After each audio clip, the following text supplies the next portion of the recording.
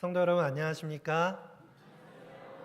행복한 안식일입니다. 오늘 이렇게 찬양과 은혜가 가득한 안식일에 우리 성도님들과 함께 말씀 가운데 교제할 수 있음을 하나님께 감사드립니다. 또 보통은 우리 성도님들의 우리 후원과 배려로 우리 청소년교회에서 함께 예배드리던 우리 분일교회 학생들이 또 이곳에 함께 예배할 수 있도록 해주신 하나님께 또한 감사드립니다. 오늘은 내 양을 먹이라 라는 제목으로 말씀을 나누겠습니다. 예수님께서는 제자들을 이 예수님의 사역의 뒤를 잇는 목자로 부르셨습니다. 오늘 이 내 양을 먹이라 라는 제목을 통해서 제자들을 목자로 부르시는 모습, 그리고 우리들 또한 예수님의 뒤를 잇는 작은 목자로 부르시는 그 모습을 함께 말씀을 통해 살펴보겠습니다. 오늘 이 설교의 제목은 요한복음의 맨 마지막 장인 요한복음 21장에서 가져왔습니다. 함께 하나님의 말씀 요한복음 21장 17절의 말씀을 보시도록 하겠습니다. 요한복음 21장 17절의 말씀을 제가 봉독해 올리겠습니다. 세 번째 이르시되 요한의 아들 시몬아 내가 나를 사랑하느냐 하시니 주께서 세 번째 내가 나를 사랑하느냐 하심으로 베드로가 근심하여 이르되 주님 모든 것을 아시오매 내가 주님을 사랑하는 줄을 주님께서 아시나이다. 예수께서 이르시되 내 양을 먹이라. 요한복음 21장에서 예수님께서는 제자인 베드로를 찾아오셔서 질문하십니다. 내가 나를 사랑하느냐? 예수님께서 지금 우리에게 오셔서 나를 사랑하느냐 물어보신다면 우리 성도님들께서는 어떻게 대답하시겠습니까? 당당하게 네, 예수님 사랑합니다 라고 대답할 수 있는 사람도 있을 것이고 아직은 쑥스럽고 부끄럽게 마음을 고백하지 못하실 분도 계실 것 같아요. 오늘 베드로는 어떤 태도로 대답한 것 같습니까? 베드로는 아주 겸손하게 예수님의 발 앞에 엎드려 대답합니다. 내가 주님을 사랑하는 줄을 주님께서 아시나이다. 예수님을 진심으로 마음 다해 사랑한다고 예수님 앞에 겸손하게 고백하고 있는 것입니다. 우리도 예수님 앞에 이런 고백을 할 수 있는 성도가 되었으면 좋겠습니다.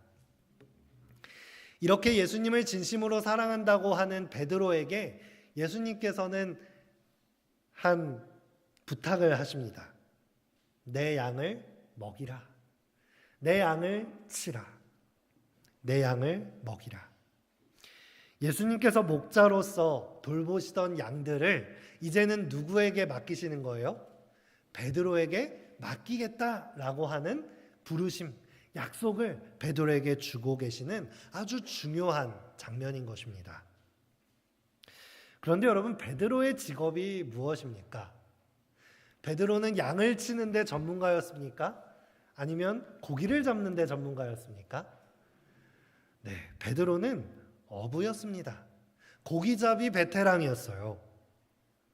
그런데 내 양을 먹이라 라고 하는 이 부르심은 어부인 베드로에게 맞는 부르심인가요? 조금은 이상해 보이는 부르심인 것이죠. 우리가 이 예수님의 부르심을 이해하기 위해서는 우리 이 요한복음 사복음서의 맨 마지막 장, 마지막에 쓰인 이 21장을 거슬러 올라가서 가장 맨 처음 쓰여졌던 복음서의 맨 첫 장으로 돌아가야 합니다. 마가복음 1장입니다. 예수님께서 베드로를 처음 부르실 때에 목자로서 부르지 않으셨습니다. 예수님은 베드로를 사람 낚는 어부로 먼저 부르셨습니다. 함께 마가복음 1장 16절에서 18절을 보시도록 하겠습니다. 갈릴리 해변으로 지나가시다가 시몬과 그 형제 안드레가 바다에 금을 던지는 것을 보시니 그들은 어부라. 예수께서 이르시되 나를 따라오라. 내가 너희로 사람을 낚는 어부가 되게 하리라 하시니 곧 그물을 버려두고 따르니라. 예수님께서는 베드로를 찾아가셔서 친히 베드로를 부르십니다. 우리가 이 장면을 너무 익히 알고 있다 보니 그냥 익숙한 이야기로 들려올 수 있지만, 우리가 이 장면을 통해서 예수님이 얼마나 선하신 또 세심하신 목자이신지 알게 되었으면 좋겠습니다. 목자는 양들을 아주 세밀하게 돌봅니다. 길을 잃을까 주의해야 하고, 또 사나운 맹수들에게 잡혀 먹힐까 보호해야 하고, 또 양들은 스스로 독초를 구별해낼 수 있는 능력이 없기 때문에 그 독초를 골라내기 위해서 아주 세심하게 양들을 돌봅니다. 예수님께서 이 베드로를 부르시는 과정이 얼마나 세심하신지 모릅니다. 베드로는 베테랑 어부였습니다. 그런데 어부의 삶은 그리 녹록지 않았어요. 정말 고단한 삶이었습니다. 물고기를 많이 잡기 위해서는 밤을 새워서 그물을 던져야 했습니다. 낮과 밤이 바뀐 그런 일을 하시는 분들께서는 아마 이 마음을 공감하실 거예요. 밤을 새워서 일을 해야 하는 그 고단함이 정말 어마어마합니다. 그리고 어부들은 그 잡은 물고기로 생계를 이어가야 했기 때문에 하루하루가 이 생사를 왔다 갔다 하는 것이었어요. 물고기를 많이 잡은 날은 오늘 운수 좋네, 오늘 가족들한테 맛있는 것 좀 사갈 수 있겠네. 그런데 밤새도록 그물을 던졌지만 물고기를 잡지 못하면 어땠을까요? 오늘은 또 뭘 먹고 사나, 또 내일은 뭘 먹고 사나, 생계를 하루하루 걱정하면서 살 수밖에 없는 삶이 어부의 삶이었습니다. 어떻게 생각하면 우리의 삶과도 별반 다를 바 없다고 생각합니다. 우리도 하나님을 믿는다고 하면서도 매일 무엇을 걱정합니까? 매일 무엇을 먹을지, 무엇을 입어야 할지, 이 세상을 어떻게 하면 잘 살고 어떻게 하면 성공할지 매일매일 걱정하는 이 고단한 어부와 같은 삶을 살아가는 것이죠. 그런데 여러분, 우리가 잘 살아보자 결심을 하고 치열하게 경쟁을 하고 계획을 세우면 늘 뜻대로 이루어지십니까? 잡힐 듯이 잡히지 않는 것이 이 세상의 성공적인 삶인 것 같습니다. 베드로도 마찬가지였어요. 오늘따라 밤새도록 그물을 던지고 나의 모든 기술을 동원해서 고기를 잡으려 그물을 던졌지만 고기가 잡혔어요, 안 잡혔어요? 잡히지 않은 것이었어요. 베드로는 이런 반복된 삶을 살고 싶지 않았습니다. 더 의미 깊은 일, 내가 어떻게 하나님 나라에 도움이 되는 일을 하며 살 수 있을까? 이 어부의 삶이 아니라 하나님께 쓰임받고 싶은 마음이 있던 사람이 바로 베드로였습니다. 광야에 나가서 침례 요한의 메시지를 들음으로써 이 베드로의 마음은 더욱더 불타기 시작했어요. 그런데 물고기가 잡히지 않는 것이었어요. 예수님께서는 이러한 마음들을 놓치지 않으시는 분입니다. 정말 세밀하신 분이세요. 우리에게도 어떨까요? 우리에게도 하나님께 가까이 나가고 싶다라는 마음이 드는 순간이 있을 것입니다. 내가 이 세상 성공을 쫓아서 살다가 내가 이 세상의 성공보다는 하나님 나라의 소망을 두고 살고 싶다 마음이 드는 그 때가 있어요. 예수님께서는 그 때를 놓치실까요? 놓치시지 않고 그 우리의 마음을 중요하게 여기시면서 우리를 찾아오십니다. 우리가 이 땅의 일시적인 것에서부터 영원한 것으로 눈을 돌렸을 때 하나님은 그 작은 마음을 귀중하게 생각하십니다.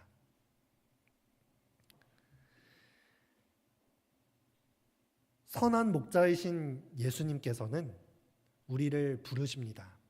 우리에게 다가오세요. 사실 예수님께서는 전지전능하신 분이십니다. 베드로를 부르실 때도 큰 기적을 일으키셨어요. 물고기를 하나도 못 잡은 베드로를 향해서 자, 여기 깊은 곳으로 한번 그물을 다시 던져보아라. 베드로는 이 어부로서 베테랑이었기 때문에 이미 해가 떠올랐을 때 그물을 던져봤자 소용없다는 것을 알고 있었어요. 하지만 어떻게 했습니까? 네, 예수님의 말씀에 의지하여 제가 던져보겠습니다. 그 소망을 담은 마음을 가지고 그물을 던졌을 때 그 그물이 찢어지도록 고기를 잡은 것입니다. 예수님께서는 이런 능력을 가지신 분이었어요. 이런 능력이 있으시다면 제자들을 부르실 때에 좀 권위적으로 다가가실 수도 있지 않을까요? 야, 베드로, 나 이런 능력 있는 사람이야. 나 따라와. 잔말 말고 군말 없이 따라와. 이렇게 말할 수도 있으셨겠죠. 자, 나 따라오면 이런 능력 갖게 해줄게. 이런 세상에서 성공하게 해줄게. 따라와. 이렇게 하실 수도 있었겠죠. 하지만 예수님께서는 사람의 마음을 움직이시는 데 있어서는 이 능력을 사용하지 않으셨습니다. 사람의 선택을 기다려주시고 그 사랑에 반응하기까지 기다려주신 것입니다. 다시 한번 아까 읽었던 말씀을 보시면 하나님께서는 이 세밀한 마음을 놓치지 않으시고 적절한 타이밍을 만드십니다. 사실은 예전부터 베드로의 마음을 살펴오셨겠지만 그 필요를 모두 아시면서도 부담스럽지 않게 찾아오세요. 마치 우연히 지나가듯이 베드로를 찾아오시는 거예요. 그리고 먼저 그들의 상황을 보십니다. 그들을 나 따라와 라고 명령하시기 전에 그들의 상황을 먼저 살펴보십니다. 시몬과 그 형제 안드레가 바다에 금을 던지는 것을 뭐 하시니? 보시니 그들은 어부라. 사실 많은 사람들은 이 어부들의 삶에 그렇게 주목하지 않았어요. 어부라는 직업이 그렇게 대접받는 직업도 아니었고 천대받는 직업이었습니다. 세상은 이 어부들이 고기를 많이 잡든 말든 별 상관이 없었어요. 그런데 예수님은 이들의 삶에 주목하십니다. 그리고 말씀하시기를 너희가 밤새도록 그물을 던졌는데 물고기를 잡지 못하는 어부이구나 라고 그 상황을 공감해 주시는 것입니다. 딱히 세상의 중심에 있는 사람도 아니고 중요한 사람도 아닌데 이 작은 나를 알아봐 주시는 분이 바로 예수님이십니다. 어부로서 고기가 많이 잡히면 기쁘고 고기가 안 잡히면 굶어야만 하는 그 매일의 노고를 알아주시는 것입니다. 그리고 더 나아가서 베드로의 마음을 읽어주시는 것입니다. 그래, 너가 이렇게 고된 어부의 삶을 살아가지만 나를 따라오고자 하는 하나님의 나라를 세우고자 하는 그 일에 참여하고 싶구나 라는 그 마음을 읽어주시는 것입니다. 그리고 부르시기를 사람 낚는 어부가 되게 하리라 라고 불러주시는 것이죠. 우리는 사실 어부가 아니라서 베드로가 이 말을 예수님께 들었을 때 그 마음을 온전히 다 이해할 수는 없을 거예요. 그런데 어부였던 베드로는 자신을 향해서 사람 낚는 어부로 불러주시는 이 부르심은 정말 특별한 맞춤형 부르심이었던 것입니다. 예수님은 이렇게 세심한 목자이십니다. 우리에게는 어떠실까요? 우리에게 예수님은 세심하게 찾아오십니다. 사실 오늘 이곳에서 예배드리고 있는 우리 분예교회 학생들은 이곳이 전혀 익숙한 곳이 아닙니다. 이렇게 예배드리는 것도 낯설고 이 장소도 낯설 거예요. 그런데 하나님께서는 우리 청소년들의 마음을 아실까요? 아십니다. 먼저 야, 너 나 믿어. 나 따라와. 이렇게 하지 않으시고 너희들이 그 힘들다던 대한민국 청소년들이구나. 매일 얼마나 힘드니. 잘 왔다. 라고 그 상황을 읽어주실 것입니다. 우리 학생들이 많이 어색하지만 내가 하나님을 예배하겠습니다. 내가 하나님을 믿어보려는 마음이 조금 생긴 이때를 하나님은 놓치시지 않습니다. 귀중하게 그 마음을 바라보고 다가가신다는 사실입니다. 우리 성도님들께도 마찬가지입니다. 아, 너가 회사원이구나. 매일같이 출근하고 반복되는 삶을 살아내느라 얼마나 힘드니? 너가 아이 둘을 키워내는 워킹맘이구나. 얼마나 힘드니? 육아하랴 일하랴 그 고통을 내가 안다. 그 세심한 사랑을 가지신 예수 그리스도가 우리의 목자이심에 감사하게 되시기를 바랍니다. 우리는 그 사랑에 반응하여 사람을 낚는 선생님도 되고 사람을 구원하는 건축가도 되고 사랑을 나누는 선한 영향력을 끼치는 의사도 되는 것입니다. 우리의 삶이 예수 그리스도의 인도하심을 받음으로 말미암아 더 의미 있는 삶으로 나아갈 수 있게 되기를 간절히 바랍니다. 여러분, 이제 우리가 다시 요한복음 21장으로 넘어와 보도록 하겠습니다. 이 요한복음 21장은 성경 속에서 가장 유명한 성경 장면 중에 하나일 것입니다. 베드로는 정말 화끈한 성격의 소유자였습니다. 예수님께서 내가 사람 낚는 어부가 되게 하리라 불렀을 때에 어떻게 했습니까?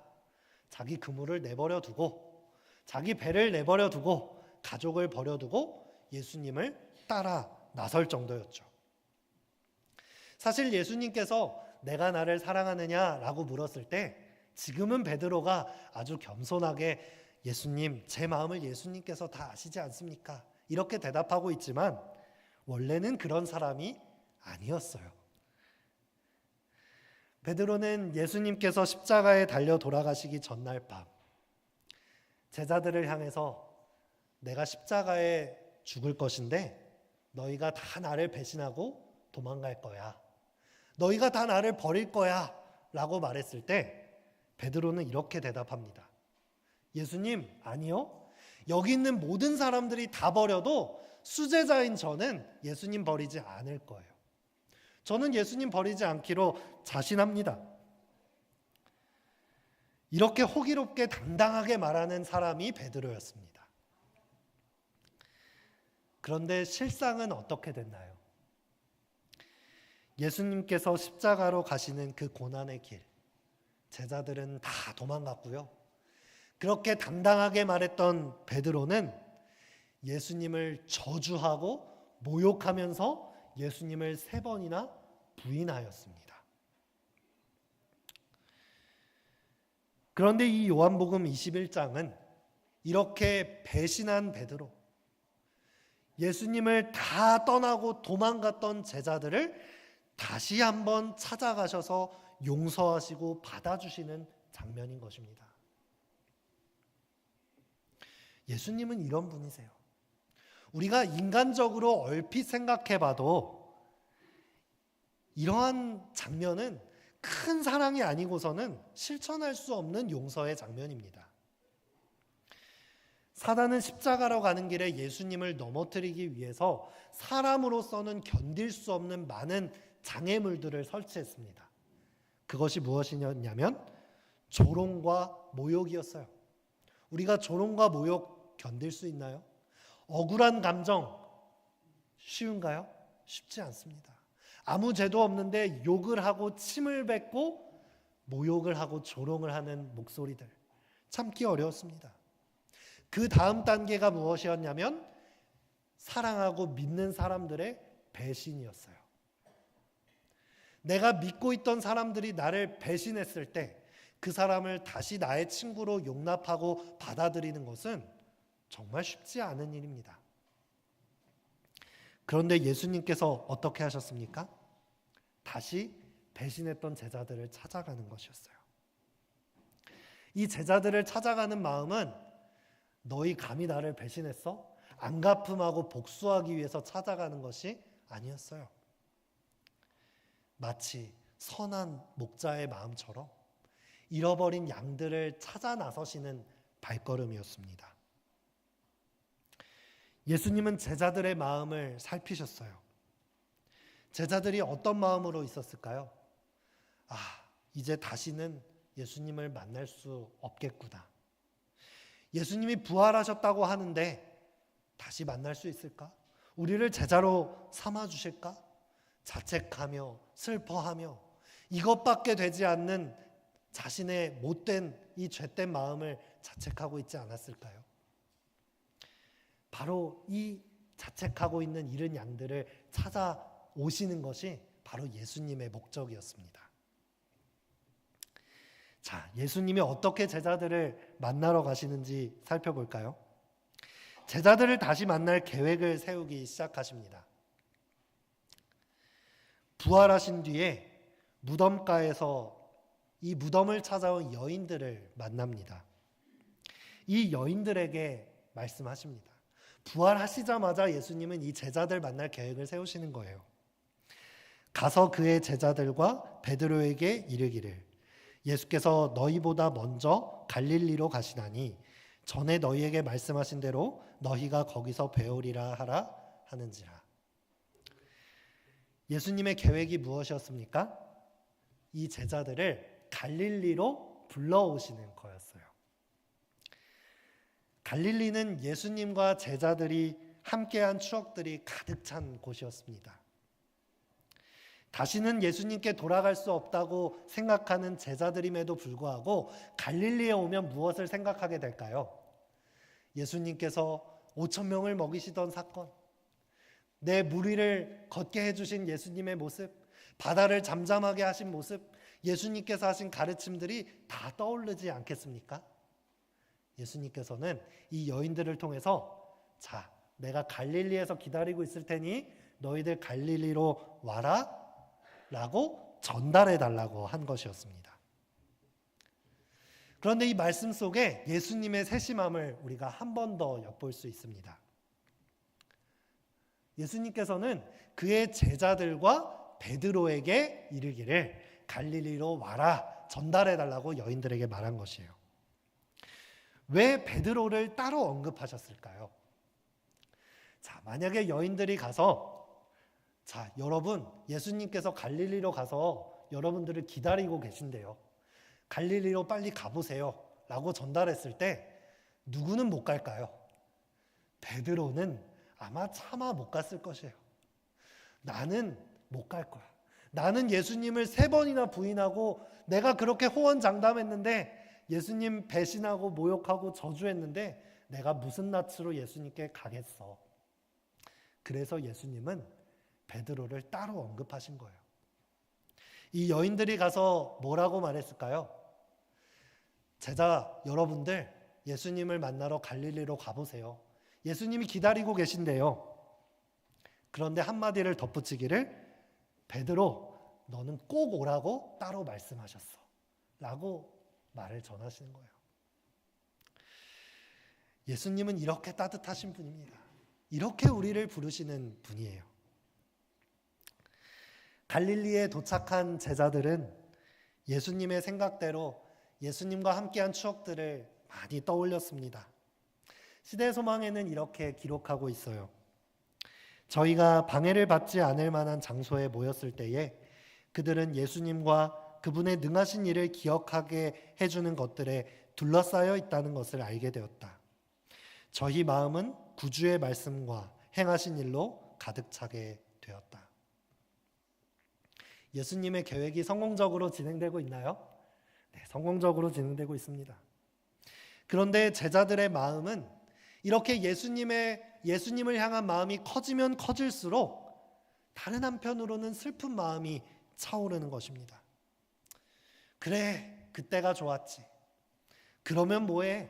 이제는 우리 다 틀렸어. 우리가 스스로 다 그르쳤어. 예수님께서 우리를 불러주시고 끌어주셨는데 우리는 다 예수님을 배반하고 도망쳤는걸. 우리는 다시 예수님께 돌아갈 수 없어. 시대소망에는 계속해서 이렇게 기록합니다. 그들은 자기들의 장래에 대하여 의심하게 되었고 저희 앞에 펼쳐질 전도에 대하여 슬픔을 가누지 못했다. 이 제자들의 마음을 한번 생각해 보세요. 마음 한편으로는 예수님을 사랑하고 예수님과 함께 했던 추억들이 가득한데 마음 한편으로는 죄책감이 가득하여 다시는 예수님을 만날 수 없어 후회하는 이 제자들의 모습입니다. 상처 입은 잃은 양들의 모습인 것입니다. 그들은 다시 그물을 집어들었습니다. 예수님을 따라 나서서 다시는 잡지 않겠노라고 결심했던 그 그물을 다시 잡고 고기잡이를 시작하는 것입니다. 예수님께서는 이 다시 그물을 든, 다시 이 세상의 생계로 뛰어든 제자들을 찾아오십니다. 그런데 예수님의 모습은 이들을 혼내시거나 정죄하시거나 어떻게 너희가 그럴 수 있느냐고 원망하는 모습이 아니었어요. 그 대신 그들을 위해 조용히 숯불을 피우십니다. 그리고 거기에 떡을 구우시면서 밤새도록 그물을 내리고 있는 제자들을 향해 아침밥을 준비해 주십니다. 그물을 내리고 돌아오는 제자들을 향해 외칩니다. 얘들아, 너희에게 고기가 있느냐? 밤새도록 고기를 잡았지만은 아무 성과 없이 돌아오는 제자들이 대답합니다. 그때는 누군지도 몰랐을 거예요. 아니요, 허탕입니다. 한 마리도 없어요. 그때 예수님은 말씀하십니다. 그러면 한번 오른편에 그물을 던져보아라. 그들이 그 말씀에 의지하여 그물을 내렸을 때에 이 마가복음 1장에서 이 제자들을 처음 부르실 때처럼 고기들이 몰려오기 시작했어요. 그물이 찢어지도록 물고기가 잡히기 시작한 것입니다. 이 제자들은 깨달았어요. 예수님이시다. 나를 부르셨던 주님이시다. 예수님이 우리를 찾아오셨다. 예수님은 어떠한 비난과 정죄도 하지 않으시고 배신했던 제자들을 사랑으로 부르시는 것입니다. 다시 한번 맨 처음 그 열정을 가지고 예수님을 따라오겠다고 결심하던 그 제자들을 부르시는 방법으로 다시 한번 이 제자들을 불러주시는 것입니다. 너희가 나를 배신하고 떠났어도 괜찮다. 전혀 미래에 대해서 걱정할 필요 없다. 너희가 어떤 죄를 지었든지 다시 나에게 나아오라. 그 사랑과 용서의 메시지를 이 갈릴리 바닷가에서 전하시는 것입니다. 우리 예수님 정말 멋있지 않으십니까? 이렇게 따뜻한 사랑을 우리가 이 세상에서 발견할 수 있나요? 전 발견할 수 없는 사랑이라고 생각합니다. 제자들은 예수님이 차려놓으신 아침 밥상 앞에 둘러앉았습니다. 누구 하나 무엇라고 대답할 수 없는 밥상 앞에 둘러앉은 것입니다. 그저 용서하시는 이 예수님의 사랑의 날개 아래 둘러앉은 지친 어린 양인 것입니다. 그때 예수님께서 베드로에게 물으시는 것이죠. 내가 이 사람들보다 나를 더 사랑하느냐? 옛날 같으면 베드로는 뭐라고 했을까요? 예수님 말해 뭐합니까? 저 예수님 너무 사랑합니다. 다른 사람들 다 버려도 저 예수님 안 버릴 겁니다. 이렇게 호언장담했겠지만 지금은 그럴 수 없는 사람이 되었어요. 주님, 그러하나이다. 내가 주님을 사랑하는 줄을 주님께서 아시나이다. 3번이나 예수님을 부인했던 베드로에게 예수님은 3번 질문해 주세요. 내가 나를 사랑하느냐?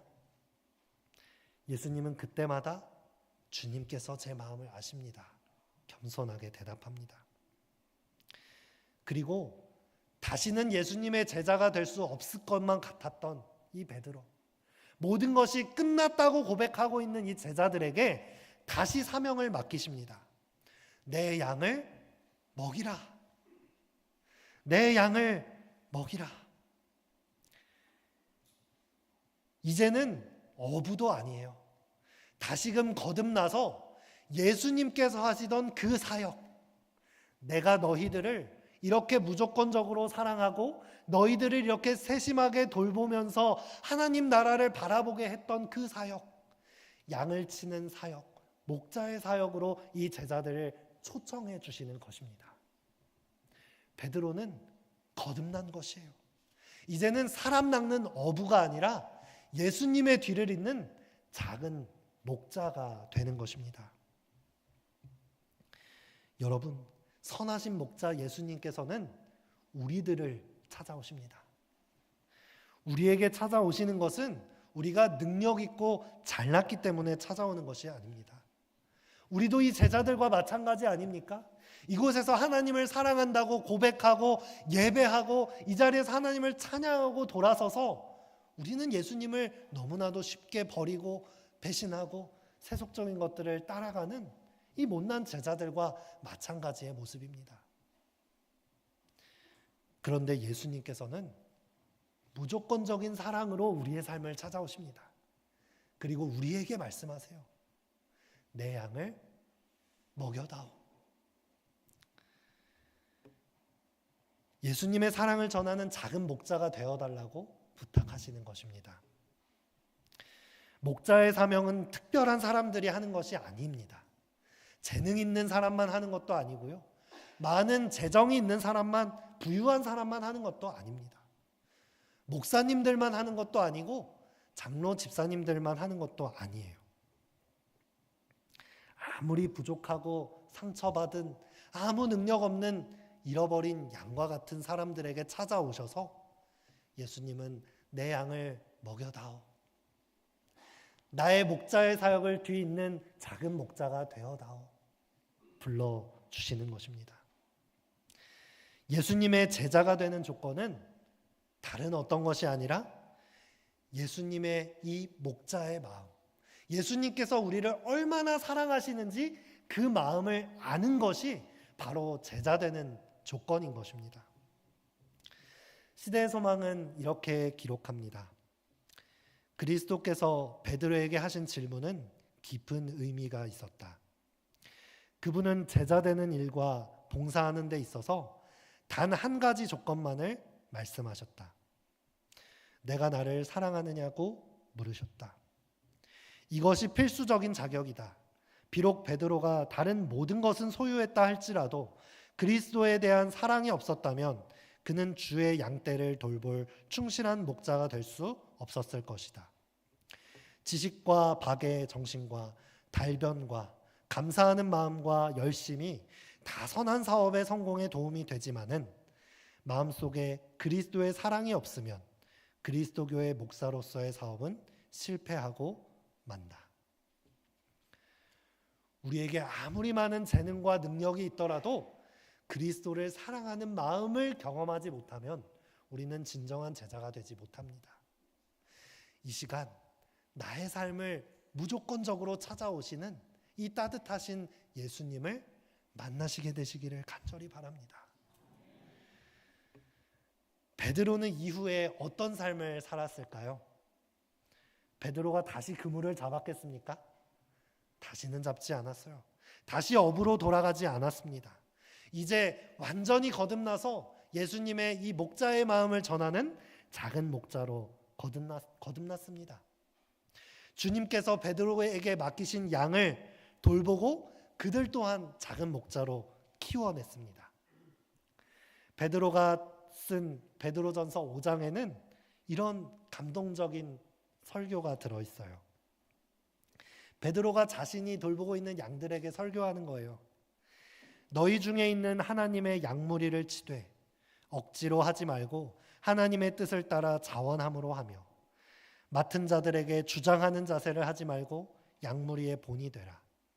그리하면 목자장이 나타나실 때에 시들지 아니하는 영광의 관을 얻으리라. 베드로는 예수님의 마음을 안 거예요. 예수님의 마음을 알아서 예수님이 그들의 제자들에게 보여주셨듯이 이제는 자신이 맡은 교회와 자신이 맡은 성도들에게 예수님의 마음을 전하고 있는 것이에요. 그리고 자신의 양들에게 예수님께서 그러하셨듯이 작은 목자가 되어달라고 사명을 전달하고 있는 것입니다. 예수님의 이 사랑의 복음의 소식은 예수님께로부터 베드로와 제자들에게, 또 베드로와 제자들은 그 마음을 이어받아서 자신의 양들에게 전달했습니다. 그리고 그 복음의 소식이 어디까지 전달됐습니까? 지금 우리에게까지 전달된 것이에요. 예수님께서 이 사랑을 가지고 제자들을 돌보셨다는 증거는 지금 여기에 앉아있는 우리들입니다. 예수님께서는 우리를 또한 무엇으로 부르실까요? 작은 목자들로 부르십니다. 우리에게 내 양을 먹이라 라고 사명을 주시며 초청하는 것입니다. 어쩌면 이 초청이 부담스럽게 느껴지기도 하지만 사실 이것은 거창하고 어려운 일만은 아닙니다. 단지 나의 평안과 나의 구원만을 위해서 하나님을 믿는 것이 아니라 하나님께서 우리를 무엇으로 부르신다고요? 작은 목자로 부르신다고요. 그렇다면 먼저 나의 양이 누구인지 살펴보는 것부터 시작하는 것입니다. 나에게 맡겨진 양이 누구지?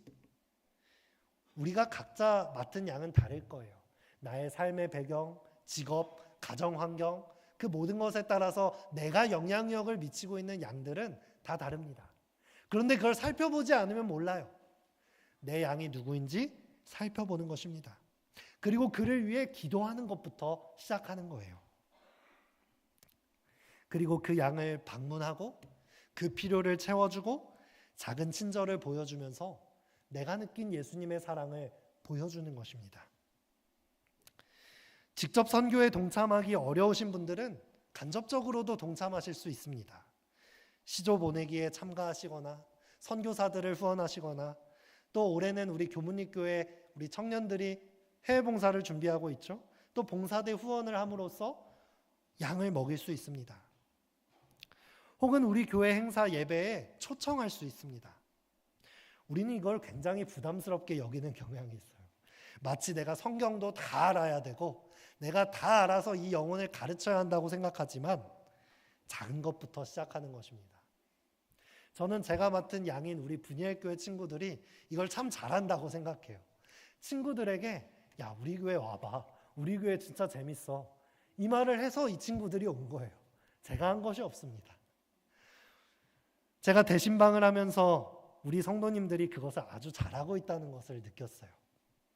우리 선교회 임원분들, 소그룹장님들, 또 우리 많은 성도님들이 서로의 사정을 어찌나 속속들이 알고 기도하고 계시는지, 또 주변 이웃들을 얼마나 초청하고 계시는지 그 마음을 알게 되었습니다.